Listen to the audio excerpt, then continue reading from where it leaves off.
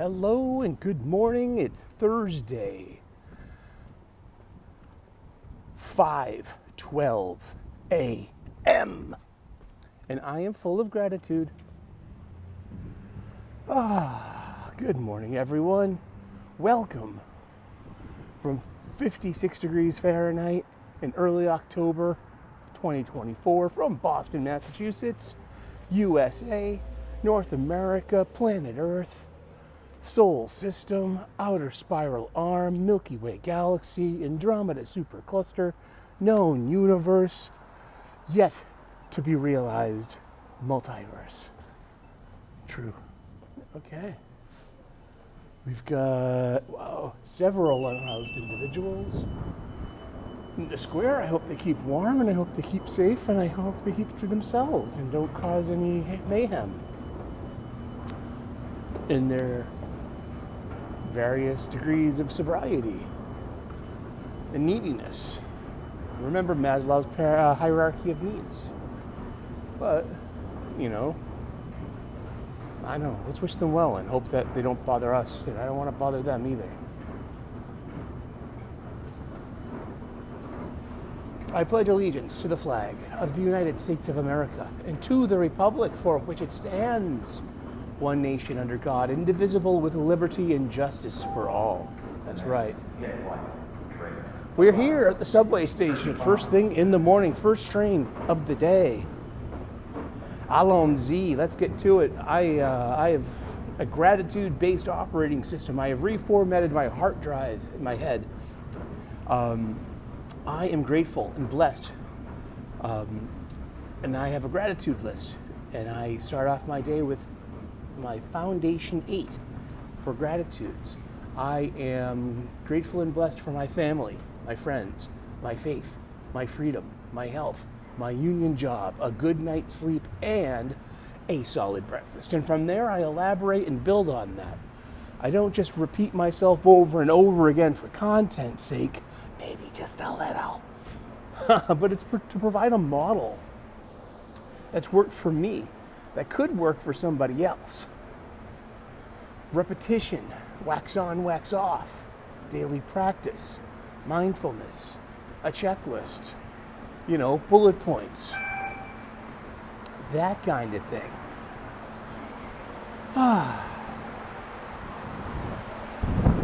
It's Thursday.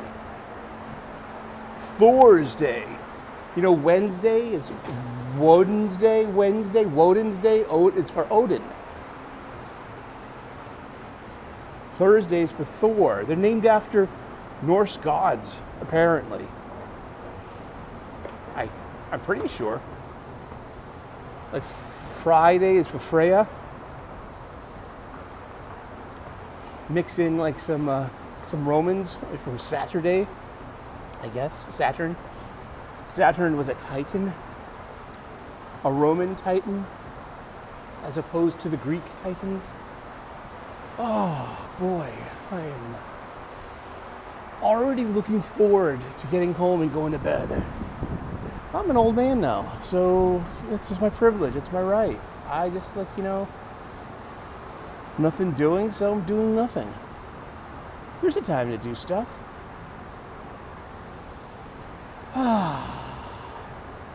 I am grateful and blessed for my comic book shop, my local comic book shop.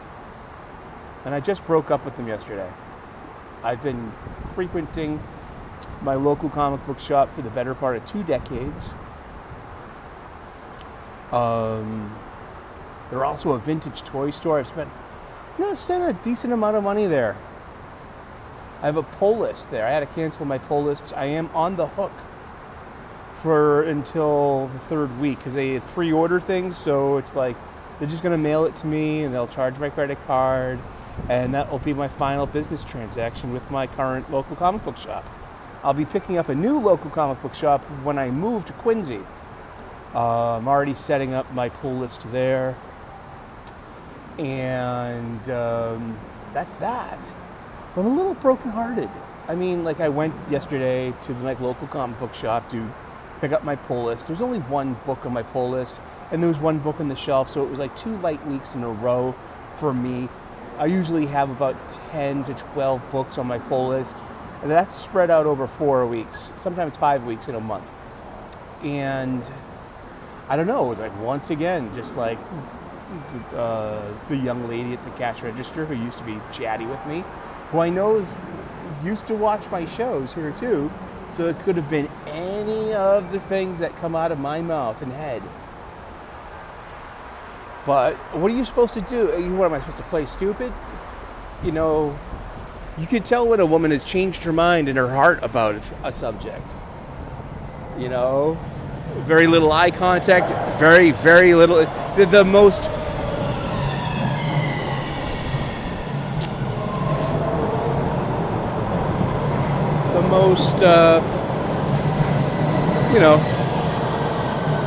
The barest minimum conversation of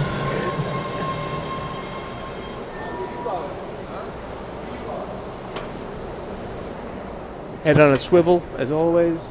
Yes, I'm going to be annoyed by my friend without the headphones. That's mine. But, like, the other two ladies that work there, too, they give me the silent treatment as well. And I'm like, this is completely sus. There's something going on. And to paraphrase the great movie Breakfast at Tiffany's and the amazing feminist character, Holly Golightly, a.k.a. Lula May, I'm not Holly, I'm not Lula May, I don't know who I am. She said, you disapprove of me, and I don't accept drinks from men who disapprove of me. Well, I'm not going to actively go and shop somewhere where the staff obviously disapproves of me for something. It could have been anything I've said on the internet. Something about feminism. I'm full of it there, you know what I mean? Shit. Heck, my first abusers were women. I haven't had a fair shake with women in fucking ages. I'm a little bitter. But women are allowed to say all this nasty bullshit about men.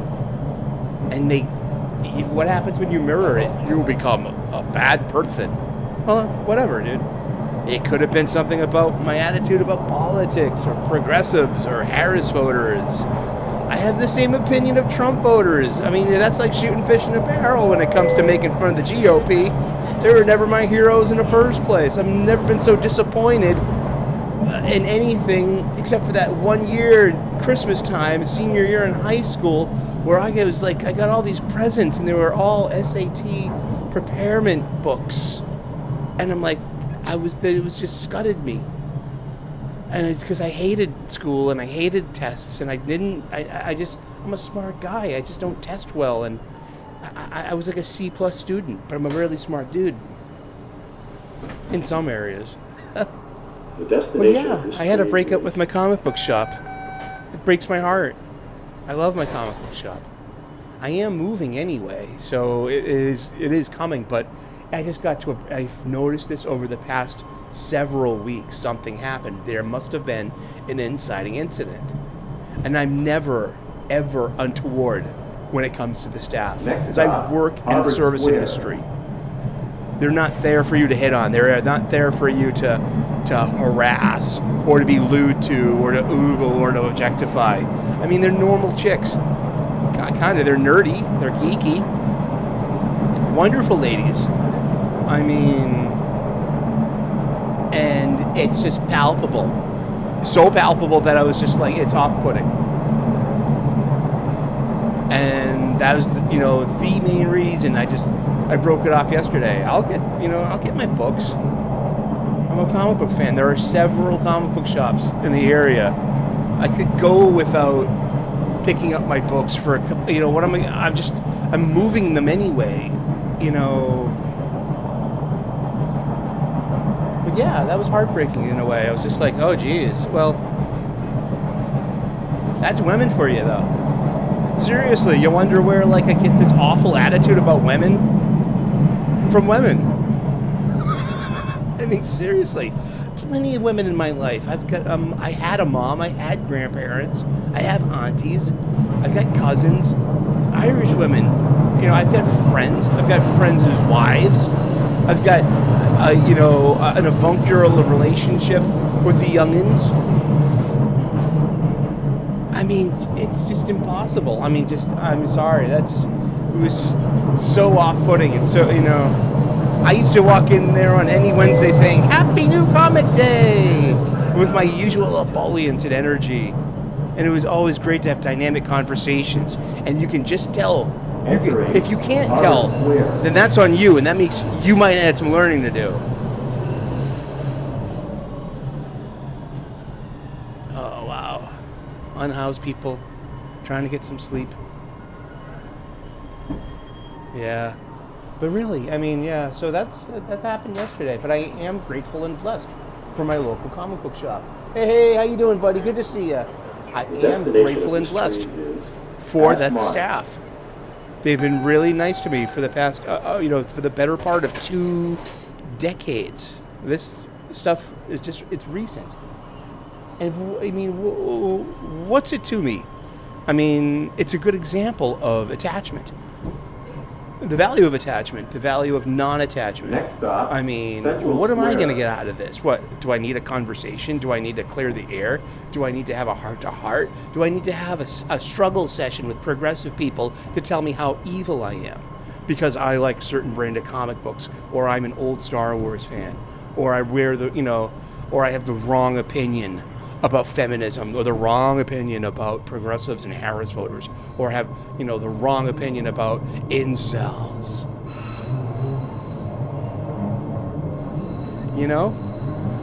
But they weren't rude to me. They did their jobs efficiently and, but it's just like people that you had some kind of rapport and conversation with, that turned off like a faucet. And it was so noticeable, and it was so disheartening, so disconcerting and off-putting, and I don't know, just like, wow, you disapprove of me, and I am not gonna, I'm gonna take my business elsewhere. Sorry, it's not cancellation. That is not cancellation. I canceled my subscription, my pull list. That's what happens. I was going to anyway because I'm moving. But yeah, I mean, back to attachment and non-attachment. But it's like, what am I attached to here? Do I want to win? Do I want to win some moral argument? Do I want to have the satisfaction of telling them off? Thanks for making me feel uncomfortable, you uppity feminists. I kind of like uppity feminists. They will keep you on your toes. They will keep you balanced. They will share things with you that you don't want to hear. That's life. It's just part of it. But it's so one way. Feminists do not want to hear from you. Feminists do not care about what you think. Feminists do not care how you feel. You have to agree with them or you are other. Seriously, it's the academic postmodernism, and that's the intersectional feminism that's in there, that's rooted in that, whether it's intersectional feminist theory, race theory, colonial theory, the intersectional critical theories of academic postmodernism. You are either ally or other. You are either a part of the oppressed, or you're an oppressor, or you're worse. There is a third category. And this is what goes on Twitter with comic book creators and block lists, that you are adjacent to the oppressors and you're worse because you create a safe space for these people to breathe, exist, and spread their platform and their message by not pushing back on the oppressors. That you are worse than the oppressors because you give them permission tacitly or forthwith to have the entitlement to be who they are. Yes, I watch Ethan Van Sciver. Yes, he is a bit of a bastard sometimes, but I love him. That's where the energy of the Howard Stern show went, and the Opie and Anthony show. Those fans, they love that kind of nonsense and irreverence, and they don't mind using dirty words. That just make the oversensitive and progressive people cringe. And these are and everything that they say is some kind of form of hate language, and it's such a slippery slope. I'm looking forward to when these ideals are turned back onto the left and the progressives. See if they can handle it. don't really care. I only got about 20 or 30 years left on this planet.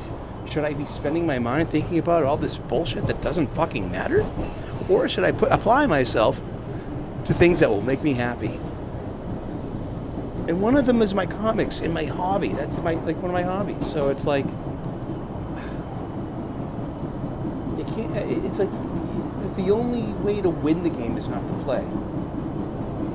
I don't know, but like that's the whole thing about it being adjacent. You are worse than the oppressors because you're going to be on the firing line next to them. That's what they want. They're going to give you a blindfold and a cigarette. Probably not, because they don't have forgiveness and mercy in their hearts. They just want you gone. And the only problem in the room really is those people. Like the ones always like pointing shit out, because here I am. And like I'm looking at the people on the, the right being like, geez, I'm a stinker now because I'm related to you or friends with you. But there's more of us. And I don't care.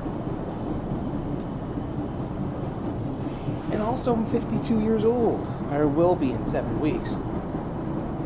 Should I fucking give a shit about what a woman thinks about me?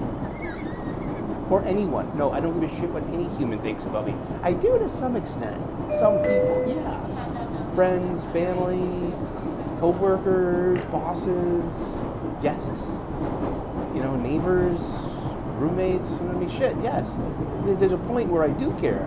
But there's a point where, I'll let go of that. Hence the non-attachment. I'm grateful and blessed for the wisdom of the Buddha. And once again, it saves me from this hell pit of the inner part of your mind that I'm not like overthinking this, that I can say, have a good day, buddy. You have to run your thoughts, or your thoughts will run you. And they'll run you into the ground. If you let them, if you don't run them. Alrighty.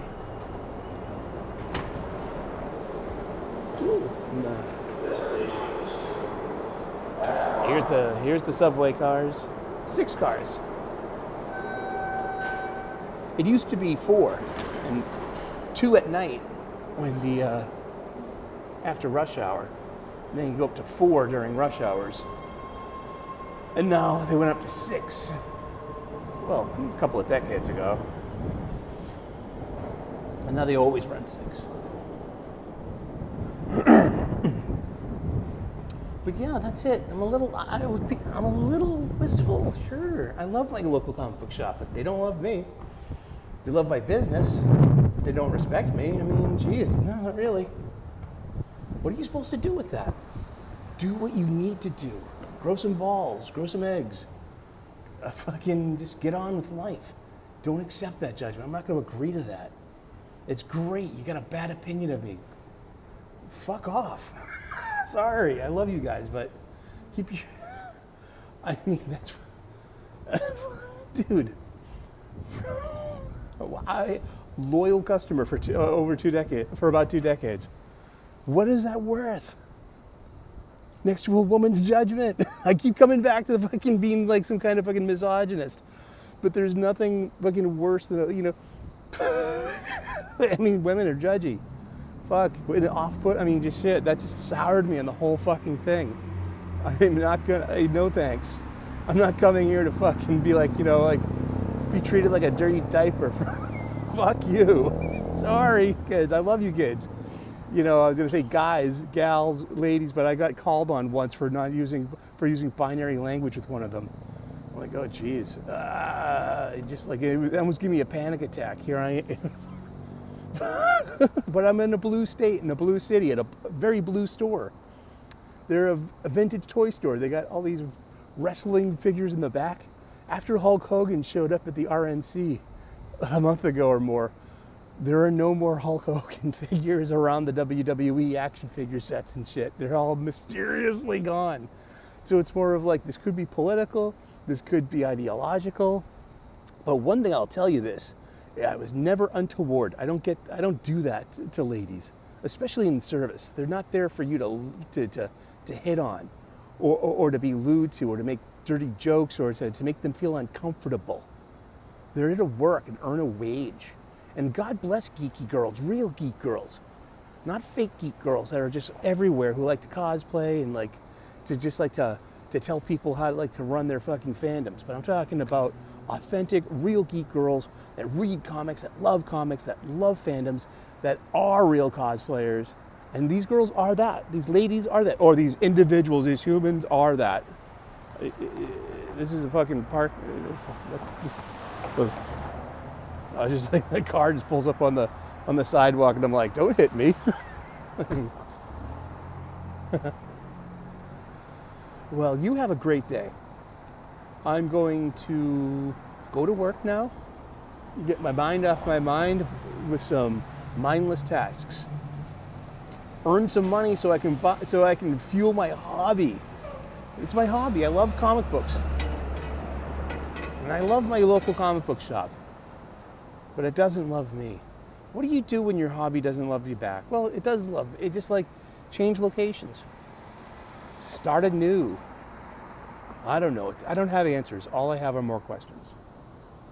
And that's all I got for today. God bless. Namaste. Good luck. Stay grateful. Gratitude has really helped me. I would usually be overthinking about this. It would give me anxiety. And it would really I'd be chewing on this up in my head. I'm not. I don't need to. What's it worth? I mean, run your thoughts or your thoughts will run you. God bless you. I am grateful for my family, my friends, my faith, my freedom, my health, my union job, a good night's sleep, and a solid breakfast.